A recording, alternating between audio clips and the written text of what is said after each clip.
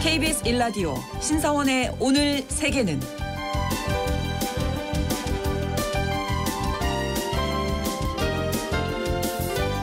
안녕하십니까. 아나운서 신성원입니다. 조 바이든 미국 대통령이 민주당 대선 후보에서 사퇴했지만 트럼프 대세로는 멈추지 않고 있습니다. 또 미국 대선이 끝나면 우크라이나 전쟁도 중요한 갈림길에 설 것이다, 이런 전망이 나오고 있는데요. 트럼프 전 대통령이 재집권할 경우 휴전 협상 착수 가능성을 포함해서 우크라이나에 대한 미국의 지원 축소 등 여러 가지 변화가 예상되기 때문입니다. 이런 상황을 염두에 둔 것인지 젤렌스키 대통령은 기자회견에서 오는 11월 제2차 평화정상회의에는 러시아 대표단도 참석해야 한다고 생각한다면서 러시아와 협상할 의향이 있음을 직접 시사했는데요. 트럼프 후보가 당선될 경우 우크라이나 전쟁은 어떤 영향을 받을지, 그리고 현재 전황은 어떤지 잠시 후 글로벌 이슈에서 짚어보겠습니다.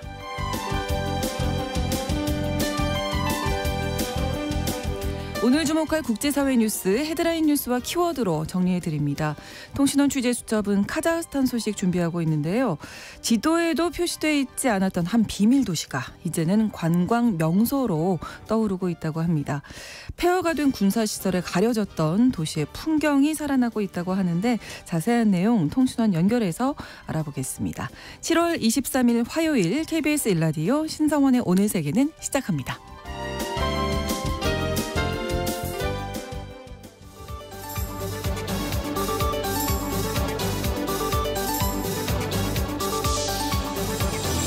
오늘 세계는 헤드라인 뉴스.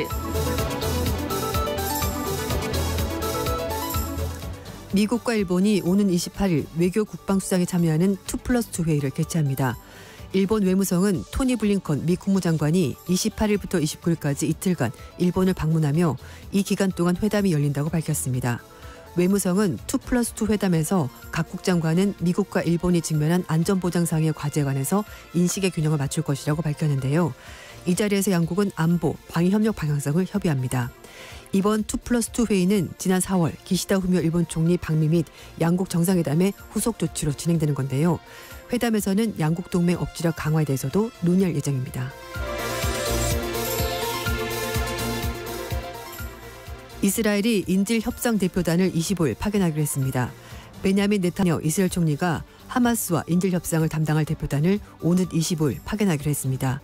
이스라엘 총리실은 네타냐후 총리가 협상단, 국방부 관계자들의 회의를 열고 파견을 지시했다고 밝혔습니다. 다만 협상단이 어디로 파견될지는 명시하지 않았습니다. 하마스는 지난 4일 카타르와 이집트를 통해서 그동안 고수한 영구휴전 조건을 제외하고 16일간 휴전과 인질 석방, 6주간의 영구휴전 추가 협상을 담은 수정안을 이스라엘 측에 전달했습니다. 그러나 네타냐후 총리는 가자지구 북부를 통한 무장 남성들의 귀환을 금지하도록 요구해 협상은 진전을 보지 못하고 있습니다. 이런 가운데 가자지구 휴전 인질 협상은 이번 주 워싱턴 DC를 방문하는 네타냐후 총리와 바이든 대통령의 23일 정상회담에서 핵심 의제가 될 전망입니다.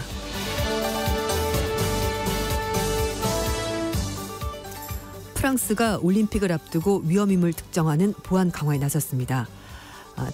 다름 아닌 프랑스 외무장관은 올림픽 인가 요청을 낸 100만 명을 상대로 한 조사에서 외국 스파이로 의심되거나 급진적인 이슬람주의와 관련된 인물 등이 위협이 될 수 있어서 4,340명을 걸러냈다고 밝혔습니다. 장관은 위험인물로 분류된 이들이 정보 수집과 전통적인 간접 활동 외에도 사이버 공격을 수행하기 위해서 컴퓨터 네트워크에 접근할 가능성이 있다고 설명했습니다. 장관은 위험인물에는 언론인이나 기술직으로 지원한 러시아, 벨라루스 출신이 포함되어 있다고 밝혔습니다. 프랑스 당국은 보안을 위해서 매일 3만 명의 경찰과 헌병을 투입해 올림픽 경기장 30분 거리에 10,000명에 달하는 지원군을 파견하기로 했습니다. 또 40개국 이상이 최소 1,900명 이상의 경찰 병력을 지원하고 있습니다. 미 비밀 경호국장이 트럼프 피격에 대해서 중대한 경호 실패라고 인정했습니다. 전현직 대통령을 경호를 담당하는 비밀 경호국의 책임자인 킴벌리 치틀 국장이 하원 감독위원회 청문회 증인을 출석해서 이 비극에 대해서 책임을 받아들인다고 말했습니다. 트럼프 전 대통령의 총격 부상 사건에 대해서 지난 수십 년 사이에서 발생한 가장 중대한 작전 실패라고 밝혔습니다. 치틀 국장은 작전 실패는 인정했습니다만 자신이 비밀 경호국을 최선의 임무라고 생각한다면서 자진 사퇴는 거부했습니다.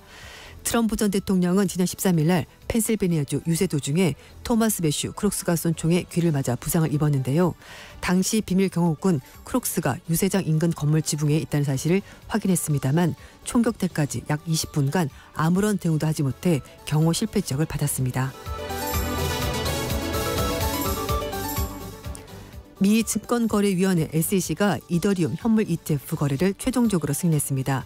SEC가 블랙록 등 자산운용사가 신청한 가상화폐 이더리움 현물 상장지수 ETF 거래를 승인했다고 22일 밝혔습니다. 이더리움 현물 ETF가 SEC의 승인을 받은 것은 이번이 처음인데요. 앞서 가상자산 대장주인 비트코인이 지난 1월 달 SEC의 승인을 받았습니다. SEC는 ETF 출시를 신청한 8개 자산운용 중에서 최소 2개 회사의 상품이 23일부터 거래를 시작할 수 있다고 밝혔습니다. 오늘의 헤드라인 뉴스 외신캐스터 조윤주 씨가 전해주셨습니다. 이번에는 키워드로 정리한 국제사회 소식을 함께 살펴보죠. 첫 번째 키워드, 대세론 굳히는 대타. 네. 미국 대선 얘기겠네요. 네, 맞습니다. 이제 민주당이 바이든 대통령 이제 대신해서 카멜라 해리스 부통령을 사실상 이제 대선 후보자로 이제 거의 선택한 상황이 됐는데요. 네. 지금 해리스 부통령과 트럼프 후보 간의 지지율 격차가 오차 범위 내에서 점점 좁아지고 있는 상황이 됐습니다. 네. 조 바이든 대통령의 대선 후보직 사퇴 하루 만에 해리스 부통령의 민주당 대선 후보 승계가 이제 순조롭게 진행이 되고 있는데요. 네.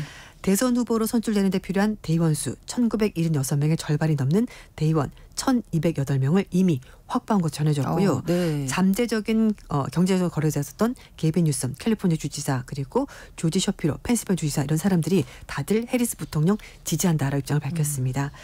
그리고 특히 그 민주당에서 가장 원로이자 영향력 있는 인물이죠. 낸시 펠로시 전 하원 의장까지 네. 커다란 자긍심과 우리나라 미래에 대한 무한한 낙관론으로 나는 해리스 부통령을 미국 대통령 후보로 지지한다면서 힘을 실어줬습니다. 네, 일단 뭐 대의원 많이 확보를 했고 네. 후원금도 지금 쇄도하고 있다고 하고요. 해리스 부통령도 대권 도전 의사를 밝히는 첫 번째 연설을 했다고요. 네, 맞습니다. 말씀하신 것처럼 뭐 돈도 지금 막 쏟아지고 있는 상황인데요. 사퇴하고 나서 이제 하루 만에 8,100만 달러 우리돈으로 1,124억 원을 모금했다고 합니다.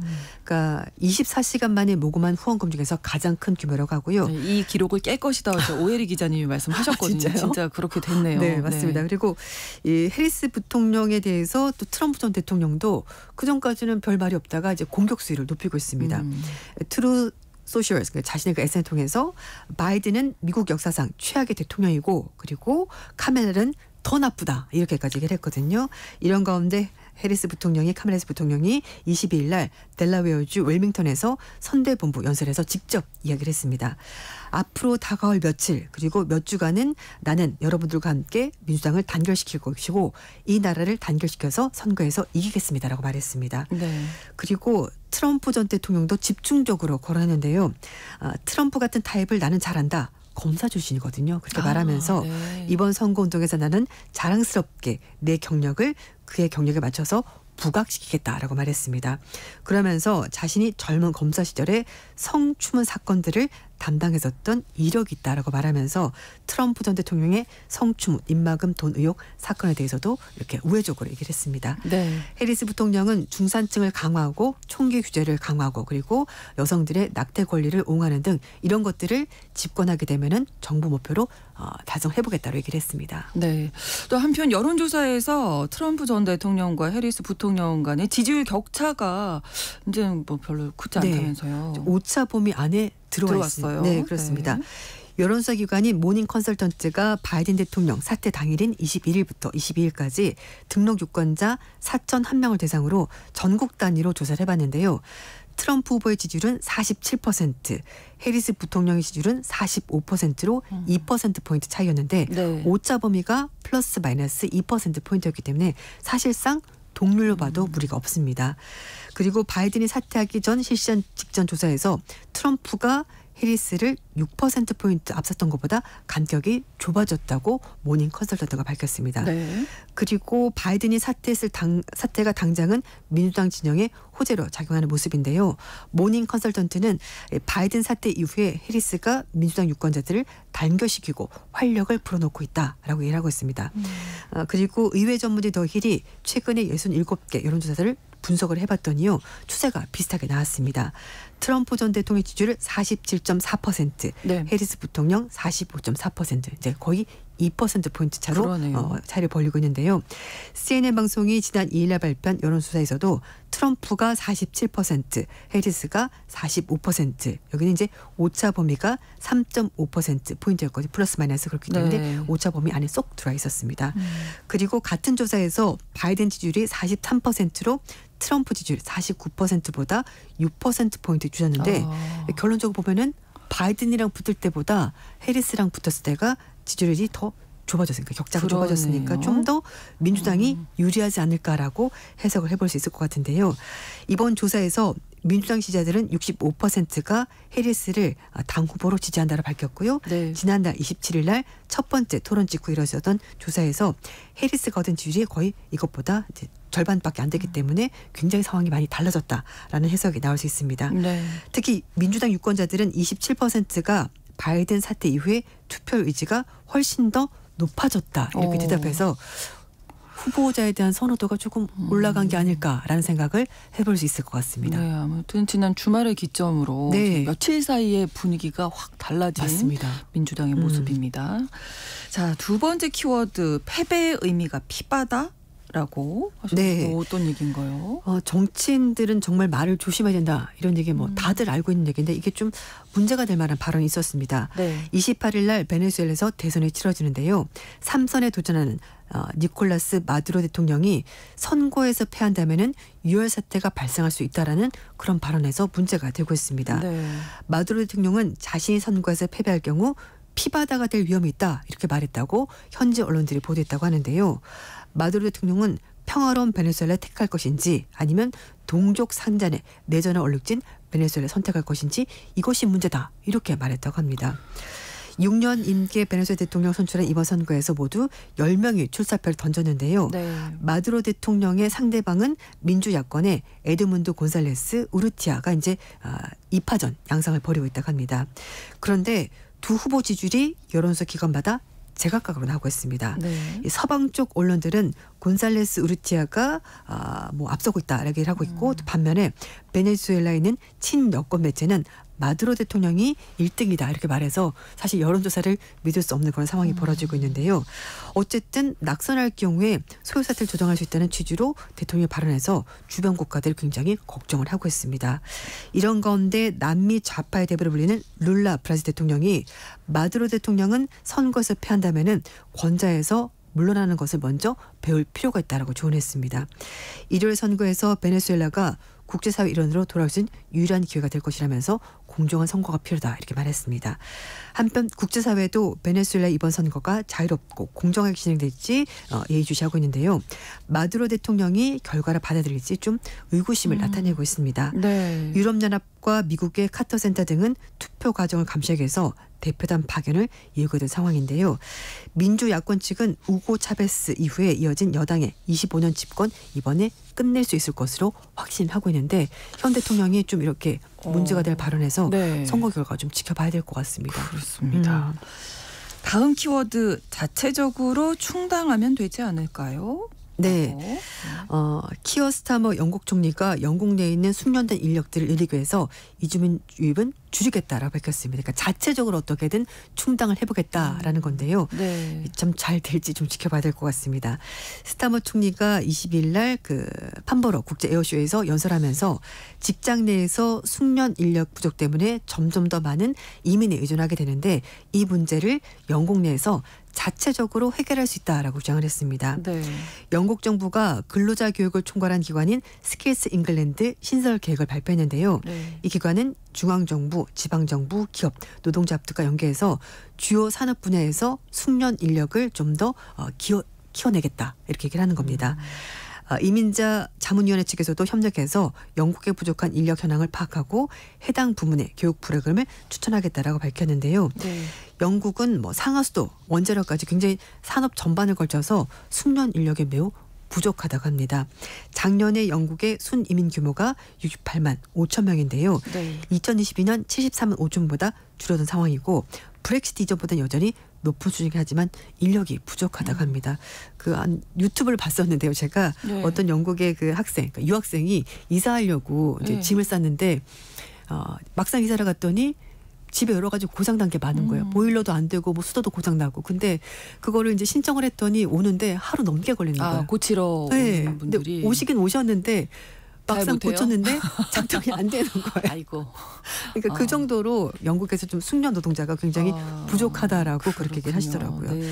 이 노동당이 지난 4일 치러진 총선 기간 동안의 보수당과 마찬가지로 불법 이주민 유입뿐만 아니라 합법적인 이주민 규모까지 줄이겠다라고 공언했는데요. 네. 이주민 아니라 영국 내 인력으로 자체적으로 뭐 감당을 해보겠다고 하는데 이게 쉽지가 않을 거예요. 그동안에 이미 많은 사람들이 그걸 담당하다가 그렇죠. 빠져나가 버렸고 그걸 네. 단기간에 메우는 게 쉽지 않을 거예요 아마. 그렇습니다. 다음 키워드인데요. 진작에 낮출 걸이라고. 뭘 낮추는 건가요? 가격입니다. 가격을. 네, 미국에서 요즘 고물가 때문에 소비자들이 예. 그 즐겨 찾는 패스트푸드점 안 간다, 패스트도 줄였다 이런 얘기 전해드렸는데 역시 네. 가격이 문제였습니다. 패스트푸드 업체인 M사가 미국 내 매장에서 한시적으로 기획 상품을 내놨는데요. 네. 5달러짜리 세트 메뉴를 팔았었습니다. 기간을 정해놓고. 그런데 이게 5달러면 우리 돈으로 6,900원, 7,000원 안 되는 돈이거든요. 네. 근데 미국 내 점포에 보낸 공지문을 통해서 당초 이달 말까지 5달러 세트 메뉴를 판매하기로 했었는데 이걸 연장하기로 결정을 하게 된 겁니다. 왜냐하면은 점주들이 93% 이상 계속 연장을 하면 좋겠다라고 대답을 했거든요. 그래서 이 회사는 미국 내 대다수 점포를 대상으로 해서 5달러 세트 판매 기간을 8월까지로 한 달 연장하기로 결정을 했습니다. 네. 뭐 세트 메뉴 우리가 늘 먹는 비슷합니다. 뭐 샌드위치에 햄버거. 감자튀김, 네. 그리고 이제 뭐 음료 뭐 이렇게 네. 들어가게 되는 건데 네. 이게 7,000원 안 되는 돈으로 먹을 수가 있거든요. 이렇게 팔았더니 사람들이 다시 많이 오기 시작했다라는 겁니다. 미국 현지 기준으로 한 끼 식사로 상대적으로 저렴한 5달러 세트 메뉴를 출시하자 소비자들의 매장 방문이 점점 늘고 있다고 하는데요. 네. 팬데믹 이후에 식품 프랜차이즈들이 대폭 가격을 올리면서 지갑 사정이 좋지 않은 소비자들이 외식비를 줄였는데 가격이 내려가니까 이 정도면 나 먹을 수 있지라면서 다시 소비자들이 방문을 하고 있습니다. 물가가 근데 많이 오른 거는 네. 일단 미국만의 문제가 아니어서. 그렇죠. 우리 점심값 밖에 나가서 한번 먹으려면은 너무 비싸요. 네. 비싸죠. 네. 그렇다고 맨날 식당에서만 먹기는 좀 그렇죠. 예. 횟수를 조절하고 있습니다. 그러시군요. 네. 다음 키워드 스트레스 받으면 저도 우울해져요. 네. 영국의 연구팀이 사람이 스트레스 받을 때 몸에서 나는 냄새가 있고요. 이걸 반려견들이 맡고서 반려견들도 감정이 좀 비관적으로 바뀐다는 것을 밝혀냈습니다. 예. 영국 브리스톨 대학교 수의과 대학의 야생동물 보존학 교수팀이 사람의 스트레스 냄새가 개의 감정 상태, 학습에 미친 영향을 밝혀봤다고 하는데요. 개가 후각이 발달한 동물이니까 그렇죠. 네. 그래서 진행해본 연구였습니다. 사람이 스트레스를 받으면 냄새가 나는군요. 네. 사람들은 몰랐겠지만 우리는 모르지만. 네. 근데 약간 얼굴이 빨개지거나 열이 확 나는 경우는 저는 있거든요. 네. 그렇죠. 그렇죠. 근데 그 냄새까지 난다고 합니다. 이 반려견들이 주인의 감정 변화에 민감하게 반응하는 거 다 잘 알려져 있는데요. 그렇죠. 스트레스를 받은 사람의 냄새는 주변 사람들의 감정, 판단에 무의식적 영향을 미친다고 합니다. 그런데 개는 훨씬 더 민감하게 여기에 반응한다고 하는데요. 뭘로 실험했느냐? 먹는 걸로 해봤습니다. 네. 연구팀이 18마리의 개를 키우는 견주를 모집을 했고요. 특정 위치에 그릇을 놓고 간식을 이제 하나는 두고 하나는 비어 있는 것으로 이렇게 두고서는 개들에게 학습을 시켰습니다. 그래서 A 그릇은 음식이 있고 B 그릇은 음식이 없는 걸로 확인을 시킨 거죠. 네. 그리고 나서 그 중간에 애매한 위치에 그릇을 하나 뒀습니다. 네. 그랬더니 스트레스를 받거나 한 사람들의 냄새를 맡은 개 그리고 편안한 상태에서 아무런 스트레스 없이 있었던 사람에게서 냄새를 맡은 개 이렇게 두 개를 비교를 해봤는데요. 이렇게 스트레스가 없는 개들은 양쪽에 그 이제 총 3개 그릇이 있는 건데 처음에 이제 가서 어디에 음식이 있는지 알고 없는 것도 알고 있었잖아요. 그래서 가운데 있는 그릇에 빠르게 가서 없다는 걸 확인을 했어요. 의욕이 있다는 거죠. 네. 있고 없고. 근데 스트레스를 받은 사람의 옆에 있었던 걔는 거기 가기 싫어하는 거예요. 그러니까 의욕이 없는 겁니다. 굳이 저기까지 가서 내가 음식을 먹어야 돼? 그 걔도 비관적으로 우울적으로 바뀐다는 것을 밝혀내게 된 겁니다. 연구팀은 비관적인 반응은 개들의 부정적인 감정 상태를 나타내는 것이라고 말하면서 인간의 스트레스는 반려견이나 보조견 등을 개를 훈련할 때 굉장히 중요한 고려 사항이다라고 밝혔습니다. 사람들이 이렇게 이제 주인이 목줄로 이렇게 당겨서 아는 부분도 있지만 개들이 공기를 통해서도 사람의 스트레스를 알 수 있게 된다면서 이런 모든 것들이 개에게 영향을 미친다고 설명을 했습니다. 네, 우리가 뭐 기운이 있어 뭐 이런 얘기하는데 이게 냄새로도 느껴진다는 거잖아요. 네, 맞습니다. 좋은 편안한 분위기를 조성하도록 항상 이 관리를 잘해야 되겠구나. 사실 이게 이런 생각도 물론 드네요. 반려동물에게도 영향을 미치겠지만 주변 알게 사람들한테도 영향을 미치는 맞습니다. 거니까. 알겠습니다. 네. 다음 키워드 하늘에서 일어난 모세의 기적이네요. 네. 지난 19일 미국에서 있었던 일인데요.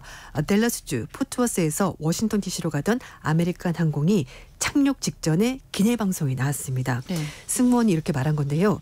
고된 훈련을 마치고 복귀하는 후보생들이 11시 30분까지 버스를 타야 되는데 이걸 못하면은 다음날 아침까지 기다려야 된다. 그러니까 승객 여러분 좀 배려해 주십시오라고 말한 겁니다. 여기에 바로 해군 사관학교 생도들이 비행기에 타고 있었는데요. 이 전체 좌석 수가 160개 정도 됐는데요. 물론 사복과 정복 입은 사람들이 섞여 있긴 했지만 학생들이 거의 다 하얀색 정모를 들고 있었기 때문에 누가 해군학교 사관생도인지 알 수 있었거든요. 그래서 사람들에게 손 좀 들어주세요라고 했더니 생도들이 알려줬고요. 그래서 사실 내릴 때 복잡하잖아요. 다들 먼저 나가려고 딱 줄 서 있잖아요. 네, 근데 모든 사람들이 사관생들이 잘 빨리 나갈 수 있도록 버스 탈 수 있도록 양쪽으로 쫙 비켜주고 모세의 기적처럼 쫙 갈라졌군요. 네, 와, 그래서 학생들이 빨리빨리 빠져나가가지고 잘 버스를 탈 수 있었다고 하는데요. 생도들이 다 나가면서 감사하다고 인사를 했다고 합니다. 그래서 출국장에서 바로 빠져나와서 버스 탑승 시간 맞춰서 잘 나갔다고 하는데요. 근데 지금 미국이 IT 대란이잖아요. 그렇죠. 그래서 수함을 찾는 것도 복잡하고 그런 불편한 상황에도 사람들이 불평 한마디 하지 않고 협조를 해서 사관생들이 잘 나가서 쉴 수 있도록 배려해줬다고 합니다. 참 아직 따뜻한 세상이구나. 인간들이 좀 이기적이라고 하긴 하지만 그래도 이런 상황에서는 또 배려하는 마음이 다 있는 것 같습니다. 그렇습니다. 오늘의 헤드라인 뉴스와 키워드 외신캐스터 조윤주 씨와 함께했습니다. 고맙습니다. 네, 감사합니다. KBS 라디오 신성원의 오늘 세계는 1부 마무리하겠습니다. 11시 30분부터 일부 지역에서 해당 지역 방송 보내드리고요. 아바의 노래 댄싱 퀸 함께 듣겠습니다.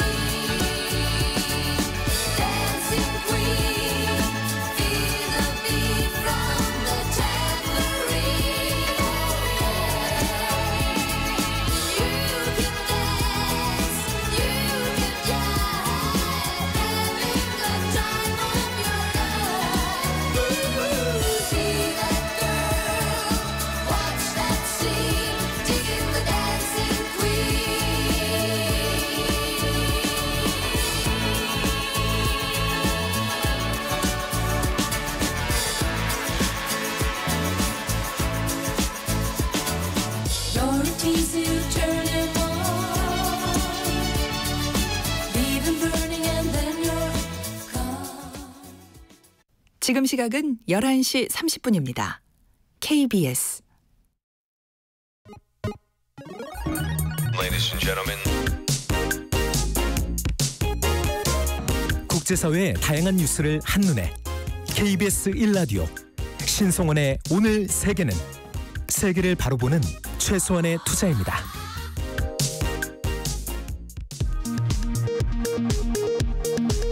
이 시각 라디오 정보센터 뉴스입니다. 어젯밤부터 오늘 새벽 사이 경기 북부와 강원도에 많은 비가 내린 가운데 서해안에서 다시 비구름대가 유입되며 중부지방 곳곳에 산사태 경보와 주의보가 발령됐습니다. 한편 서울 잠수교의 차량 통행이 전면 통제됐고 올림픽대로 여의상류 IC의 통제는 조금 전 해제됐습니다. 국민의힘이 새로운 지도부를 뽑기 위한 전당대회를 오늘 개최합니다.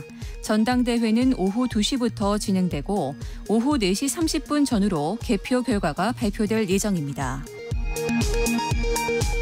민주당 박찬대 당대표 직무대행과 당 지도부, 국회의원 등 50여 명은 오늘 충남 부여군 임천면 일대에서 수해복구 지원 활동을 합니다.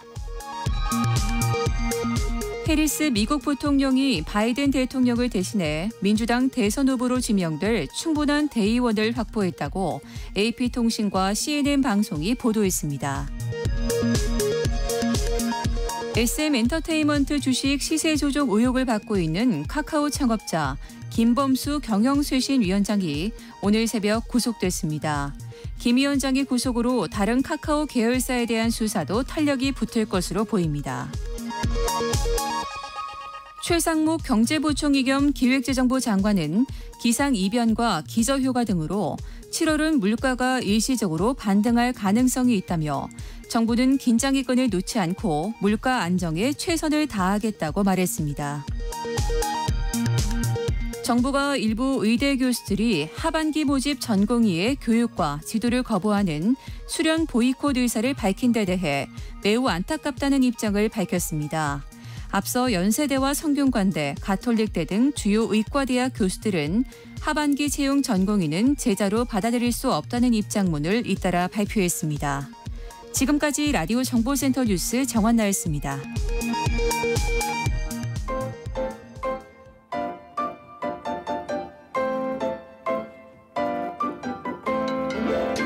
통신원 취재 수첩.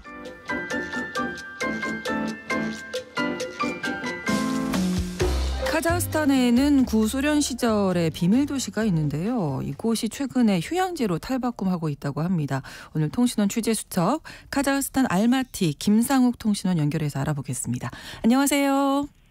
네, 안녕하세요. 네. 카자흐스탄입니다. 최근에 이 소련 시절의 군사 기지였던 곳이 휴양지로 탈바꿈하고 이렇게 카자흐스탄 정부가 관광 진흥을 위해서 나섰다고요? 네, 그렇습니다. 카자흐스탄의 대표적인 소련의 군사 도시였던 브리오즈레스크가 최근 관광 명소로 떠오르고 있습니다. 네. 시민들은 주변의 아름다운 풍경과 호숫가의 멋진 모래사장에서 여름 휴가를 즐기고 있는데요. 소련 시절 군 건물의 일부를 호텔로 만들고 네. 또 군사지역이었던 호숫가를 정비해서 휴양지로 바꿨기 때문입니다.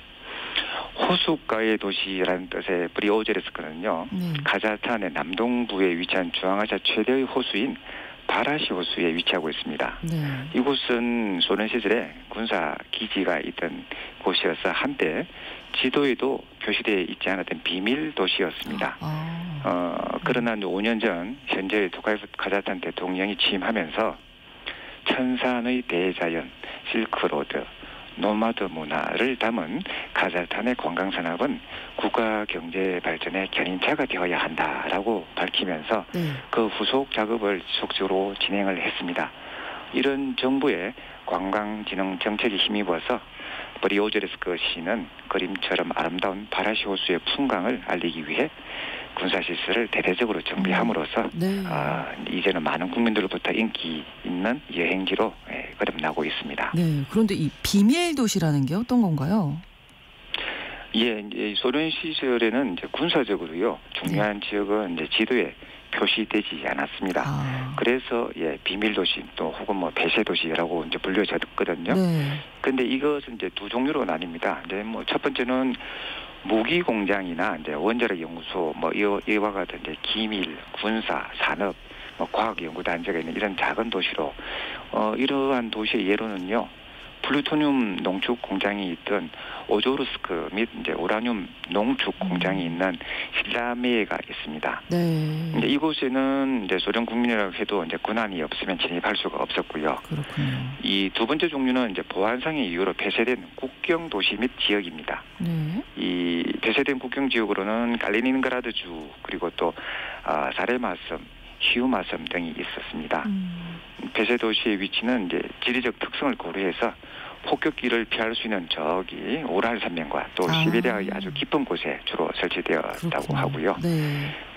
이제 중공업이나 또 이제 원자력 공업에 필요한 다량의 물을 쉽게 구할 수 있는 강과 또 호수 근처에 건설되었습니다. 또한 근처에 있는 작은 마을에서 이제 건설 노동력이 이제 동원되었다라고 합니다. 네. 그래서 이제 원래 폐쇄된 도시는 이제 더 나은 곳을 찾을 때까지 사용할 임시 도시였으나 네. 이게 이제 지속되면서 자급자족이 또 가능해지고 그러면서 이제 이게 이러한 도시가 이제 소련 체제의 특성을 나타내는 하나의 특징이 되었습니다. 그렇군요. 네, 과거에 비밀 도시였던 이런 곳들은 지금은 어떤 상황인가요? 뿌리오제르스크처럼 관광지로 다 탈바꿈하고 있는 상황인가요? 예, 꼭 그렇지는 않습니다. 이런 도시들 중에서는요, 뿌리오제르스크처럼 이제 군 시설을 관광 자원으로 활용한 경우도 있지만요, 그 반대인 경우도 있습니다. 뭐 예를 들면 핵 실험 관련 시설과 인력들이 몰려 있었던 우리 카자흐스탄의 구르차토프라는 도시가 이제 그런 경우이거든요. 네. 소련 시절에는 핵 실험 지역이 바로 이제 카자흐스탄에 위치해 있었습니다. 이제 카자흐스탄 동부에 위치해 있는 구르차토프 그리고 세미발라진스크 여기 이런 곳들인데요. 여기는 이제 핵 관련 연구원들과 과학자들이 이제 떠나면서 오히려 도시가 활기를 잃게 되었습니다. 그러니까 알타이 산맥 남쪽에 있던 이 구르차토프라는 이 도시는 이제 비밀 도시에서 해제는 되었지만 도시 인구가 점점 줄어들고 있습니다. 네, 도시 자체에 이제 생기가 잃어가고 있다. 이렇게 보면 되겠네요. 카자흐스탄이 사실 중앙아시아에서 최대 자원 부국으로 알려져 있는데 왜 관광 산업까지 이렇게 육성하려고 애를 쓰는 걸까요? 예, 뭐 무엇보다도 이 관광 수입 뭐 이런 부분도 있지만요. 이 자원 수출만으로는 이제 만들지 못하는 일자리 창출 요것이 이제 주요한 이유입니다. 그래서 카자흐 정부는 틈만 나면 국내 관광 산업 활성화와 외국인 관광객 유치를 위해서 노력하고 있습니다.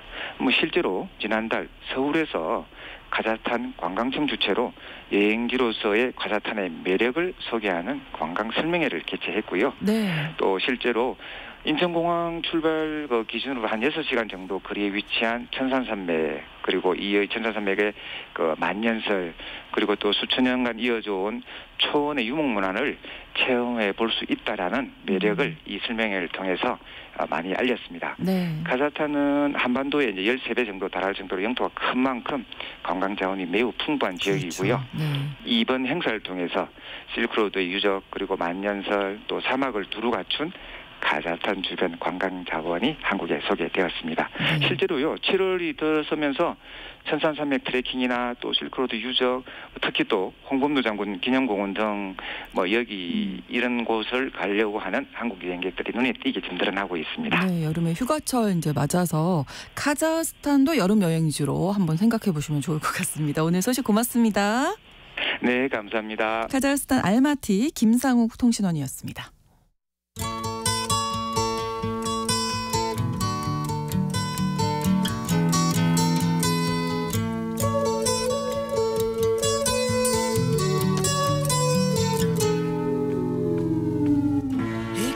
조 바이든 미국 대통령이 민주당 대선 후보직을 사퇴함으로써 도널드 트럼프 공화당 후보의 당선 가능성이 더욱더 높아지고 있습니다.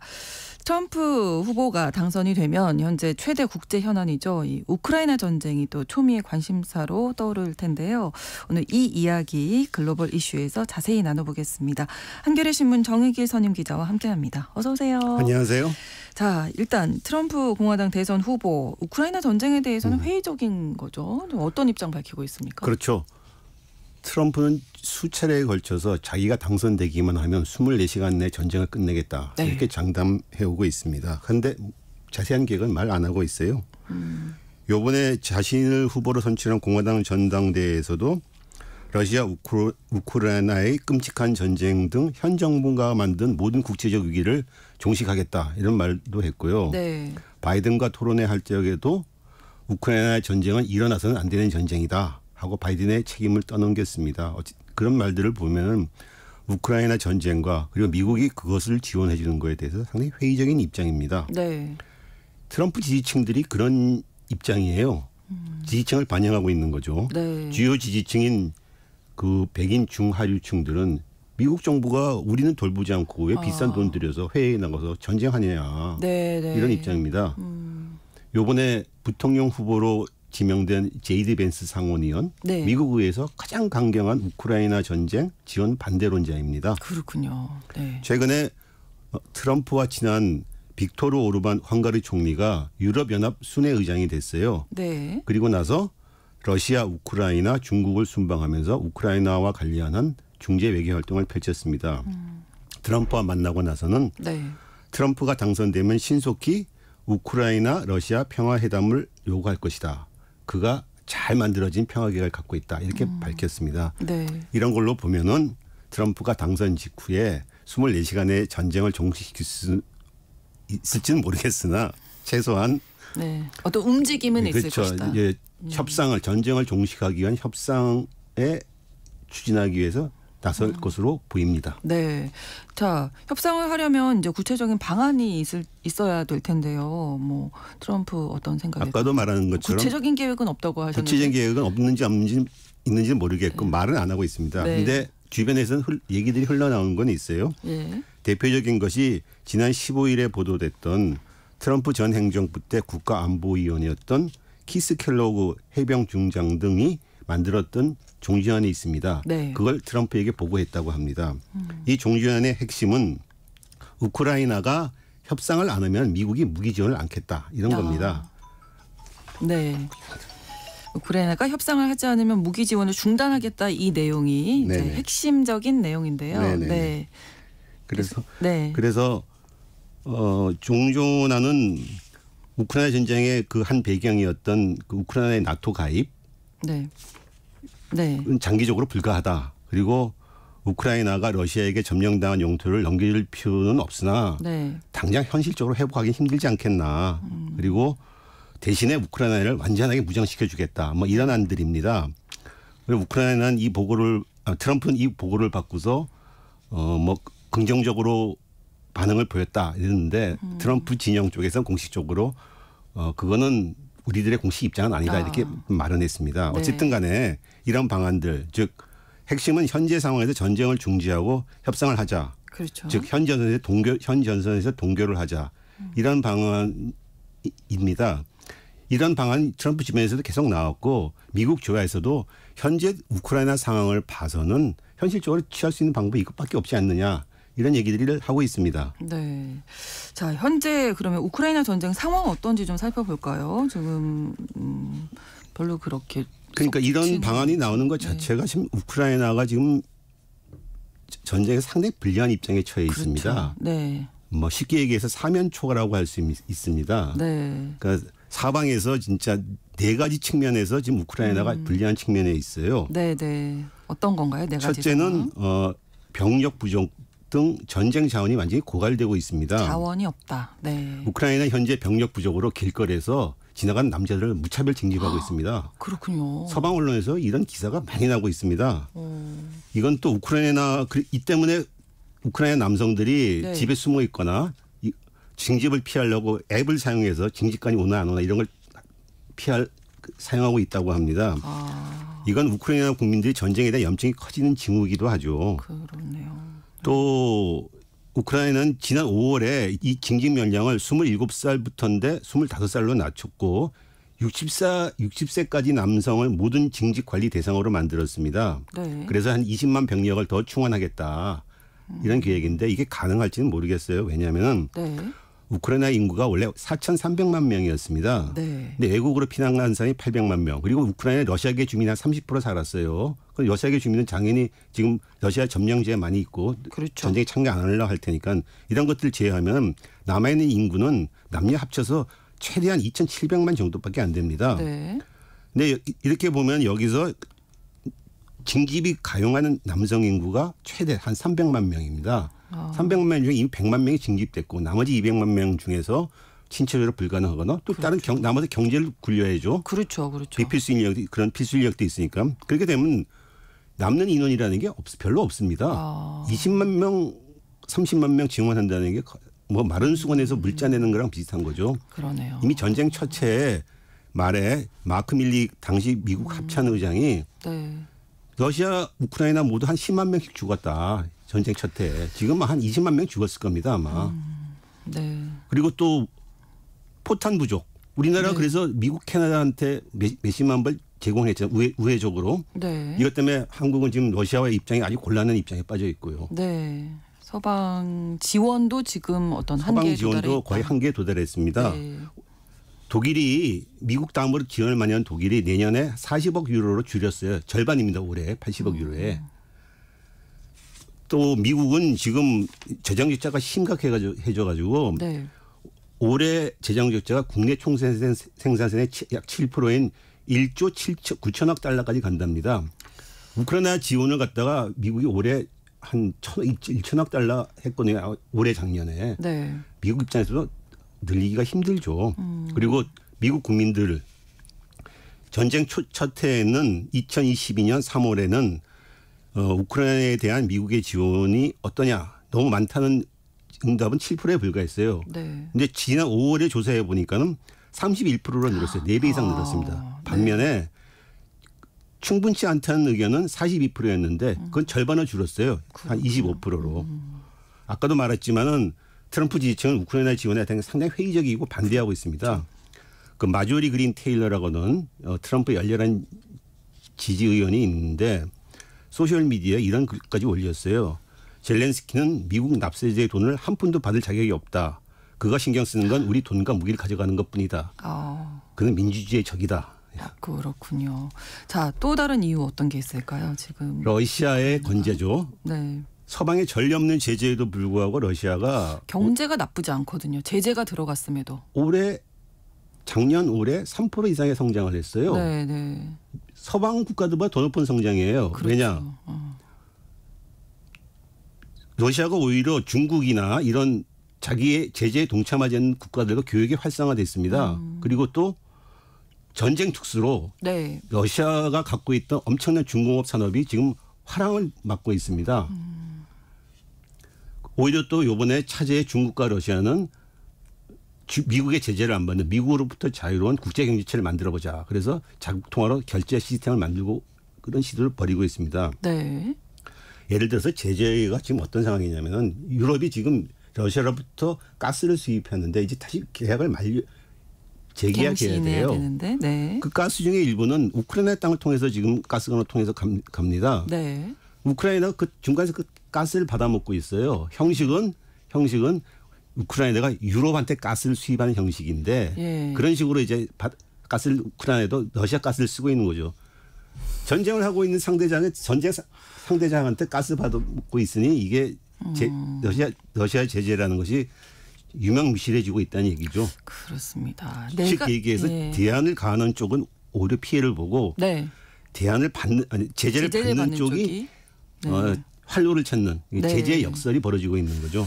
그렇습니다. 세 가지 이유를 얘기해 주셨고 나머지 네 번째 이유는 아무래도 러시아가 군사적으로 워낙 우세하다 보니까 이런 어려움이 있을 수밖에 없죠. 우크라이나 전쟁은 이미 전쟁 첫째인 2022년 11월부터 러시아의 점령지 굳히기로 들어갔습니다. 네. 당시 우크라이나가 반짝 점령지를 탈환하고서 이제 반격 공세를 펼친다. 그런 얘기가 나와서 낙관적인 전망이 있었는데 네. 서방에서도 제대로 된 군사 전문가라면 러시아는 이제 전략적 방어로 돌아섰고 우크라이나가 반격이 힘들 것이다 이렇게 얘기를 했습니다. 아니나 다를까 올해 초부터 그렇죠. 러시아가 다시 재공세에 나서서 우크라이나의 제2도시 하르키우를 지금 점령하려고 위협하고 있을 정도까지 상황이 벌어지고 있습니다. 즉 전쟁장에서 압도적으로 우월한 러시아를 상대로 해서 우크라이나가 점령지를 탈환한다는 것은 현실적으로 불가능하지 않냐 이런 추측입니다. 그렇군요. 우크라이나가 이길 수 없는 네. 또 러시아가 질 수 없는 현재 군사적 상황입니다. 네. 하지만 그렇다고 해서 지금 이 전쟁을 뭐 그냥 받아들일 수는 없는 거잖아요. 결론적으로는 이제 러시아가 뭐 철군을 한다든지 점령지를 반환한다든지 어떤 평화 협상이 필요하잖아요. 기본적인 입장은 그거겠죠? 그렇죠. 네. 서방이나 우크라이나는 지금 공식적으로는 네. 그 러시아가 점령한 모든 점령지를 반환하고 네. 철수해라. 그런 평화 협상을 하겠다는 네. 거고 네. 러시아는 반대로 이미 자기가 점령한 점령지뿐만 아니라 더 나가서 우크라이나의 4개 주, 동부와 네. 남부 4개 주를 자기네 이제 영토다. 이걸 네. 인정해라. 그리고 점령지가 아닌 4개 주 내에서도 우크라이나군은 철수해라. 그래야지 우리가 평화협상을 하겠다. 이런 입장입니다. 뭐 서로 이제 접점이 안 되는 거죠. 그래서 그러네요. 타협점은 일단 현지연선에서 전투를 동결하고 협상을 시작하자. 그리고 네. 다른 문제들은 나중에 이제 차차 협의해보자는 거죠. 네. 물론 이런 타협안도 서방에서는 소수에 불과합니다. 하지만 트럼프 쪽이 얘기하는 것이 본질적으로 이 방안입니다. 네, 그러니까 현 전선에서 전투를 동결하고 협상을 시작하자는 게 어떻게 보면 우크라이나 입장에서만 생각을 해보자면 영토도 있고 전쟁이 지는 모양새가 되는 게 아닌가 이런 생각도 드는데요. 그런 의견이 있을 수 있겠는데 네. 꼭 그렇지만이 않다는 의견도 있습니다. 네. 전쟁 초기부터 미국의 전략가였던 헨리 키신저나 하버드 대학 교수 그레이엄 앨리스 같은 사람들은 현지연선에서 동결을 주장했습니다. 왜? 우크라이나가 이번 전쟁을 통해서 명실상부하게 러시아로부터 이제 완전히 분리됐다. 그리고 네. 또 서방의 입장에서는 우크라이나가 러시아를 막는 막강한 보루가 됐다는 겁니다. 그건 네. 무슨 얘기냐 그러면은 우크라이나 사람들이나 서방이 이 전쟁을 가장 지지하는 쪽에서 요구하는 게 뭐냐면 우크라이나는 러시아부터 완전히 분리시키고 우크라이나를 갖다 러시아를 막는 튼튼한 방파제를 만들자는 거였는데 어쨌든 네. 전쟁이 끝나고 이번 전쟁을 통해서 그렇게 된 겁니다. 네, 네, 네. 그리고 현재 러시아가 점령하고 있는 지역은 러시아계 주민들이 다수가 사는 지역입니다. 크림반도에서 러시아계 주민이 90%고 돈바스 지역에서 절반 이상입니다. 그렇군요. 이 지역을 갖다 우크라이나가 현실적으로 탈환하기도 힘들고 설사 탈환한다고 해도 이미 이런 전쟁까지 치른 마당에서 예. 국가적인 통합이 되겠냐 하는 거죠. 그래서 앨리스라는 사람은 미국은 우크라이나 전쟁을 통해서 강화된 나토를 이뤘다. 반면에 러시아는 우크라이나를 완전히 상실하고 강화된 서방에 직면했다라는 말을 했습니다. 네. 즉 이 상태에서 전쟁을 끝난다면 우크라이나가 완전히 서방의 일원이 되고 나토도 강화된다는 거죠. 그런데 네. 만약에 전쟁이 길어진다면은 우크라이나의 땅은 점점 더 줄어들 거고 그렇죠. 나토의 균열이 생기지 않겠냐 이런 거죠. 그래서 앨리스라는 사람이 이런 얘기까지 합니다. 지금처럼 전쟁을 해서 학살을 해갖고서 국경선을 갖다가 100마일 정도 뒤로 빼나 앞으로 빼나 그게 무슨 의미가 있느냐. 차제에 전쟁이 끝나고 나서 우크라이나를 갖다가 서방의 확실한 일원으로 편입시킨다. 네. 그러고 나면 우크라이나가 제2의 소득이 되지 말라는 법이 없지 않느냐. 우리가 지원하면 되지 않느냐. 그런 선에서 끝내는 것이 러시아도 좋고 서방도 일단 좋고 네. 러시아도 더 자극하지 않는 것이냐. 이렇게 얘기를 합니다. 네. 또 러시아 입장에서도 전쟁을 계속한다는 건 국가적인 손해이고 그렇죠. 고통이죠. 네. 현 상황에서 교전을 멈춰서 서방에 협상의 여지를 주는 것도 자신들이 생각하는 즉 미국으로부터 자유로운 그리고 중국과 손잡고 이른바 다크화 질서를 만들어낼 수 있는 공간이 더 열리는 거죠. 네, 그렇습니다. 어쨌든 저희가 이제 처음 시작은 미국 대선에부터 시작을 했는데요. 누가 네. 당선이 된다 하더라도 우크라이나 전쟁은 어쨌든 중대한 전기를 맞게 되겠네요. 그렇습니다. 뭐 당연히 트럼프가 되면 협상에 나설 것이고 네. 지금처럼 이제 민주당 후보가 불투명합니다. 만약에 제일 유력한 후보가 지금 해리스 후보인데 해리스 후보가 되더라도 물론 해리스 후보의 입장은 바이든과 거의 동일합니다. 일단 그렇죠. 이 전쟁에서 우리가 자유와 인권, 민주주의를 지키기 위해서 러시아를 갖다가 일단 자제시켜야 되고 한다. 그런데 상황이 지금 이렇게 돌아가고 있기 때문에 네. 모든 안팎에서 아마 노선 수정을 요구할 것입니다. 한 가지 공통적으로 지적되고 있는 문제는 지금처럼 서방과 러시아가 충돌해서 서로에게 전략적인 패배를 강요하려고 한다면 네. 핵전쟁이나 3차 대전으로 이어지지 않겠냐 하는 우려입니다. 그러니까 미국 대선을 통해서 어떤 형식이든 간에 우크라이나 전쟁 협상의 여지를 잡아야 된다. 국제의 여론이고 저의 생각이기도 합니다. 네, 글로벌 이슈 한겨레 신문 정혜계 선임 기자와 함께했습니다. 오늘 고맙습니다. 감사합니다. 마이클 런스트락의 25 minutes 오늘 전해드리면서 KBS 1라디오 신성원의 오늘 세계는